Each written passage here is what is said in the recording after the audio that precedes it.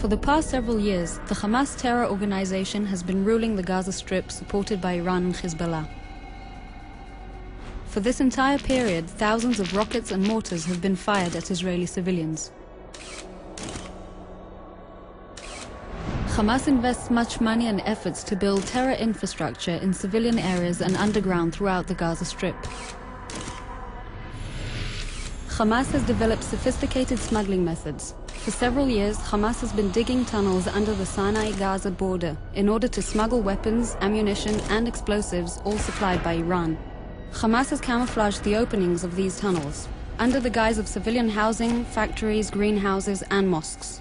Tons of explosive materials, powerful explosive devices, rockets, RPGs, grenades, assault rifles, missiles and anti-tank rockets have all been smuggled through these tunnels and stored in these civilian homes, mosques, schools and hospitals.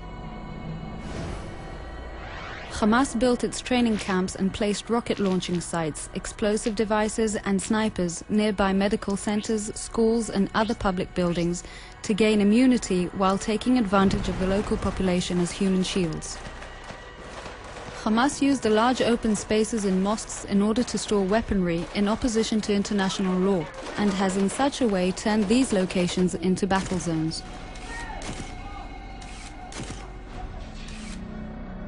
The use of women, the elderly and children is built in the terror strategy of Hamas.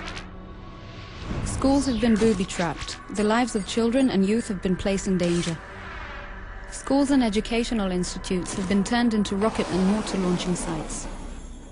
In many instances, Hamas deliberately prevented the local population from leaving the areas of battle with the intention of using them as human shields, so as to prevent the IDF from hitting terror infrastructure. When an explosive device is detonated and the house is destroyed, Hamas puts the blame and responsibility on Israel for hitting civilians and property. Tons of explosive materials and underground explosive devices were found hidden in the streets. The explosive barrels targeted armored vehicles such as tanks and personnel carriers. These types of explosives were placed close to buildings, including those with people inside, so that the demolished building would also serve as obstacles for the advancing forces. In this example, a building where terrorists were hiding has been hit. This caused secondary explosions in the adjacent building, making it collapse due to the many additional explosive devices hidden inside. In an attempt to gain protection, Hamas positioned its rocket launching sites by public buildings such as medical centers, soccer fields, the Palestinian Association for the Rehabilitation of the Disabled, and gas stations.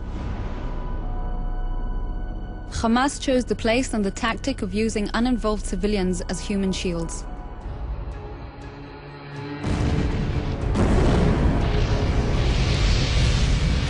This map and other findings are all evidence of how Hamas purposely built its terror and combat network as an inseparable part of its civilian infrastructure.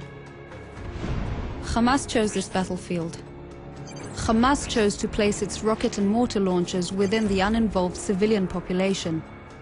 Hamas chose to build its fortifications and place its explosive devices and snipers deliberately between buildings in which people were hiding.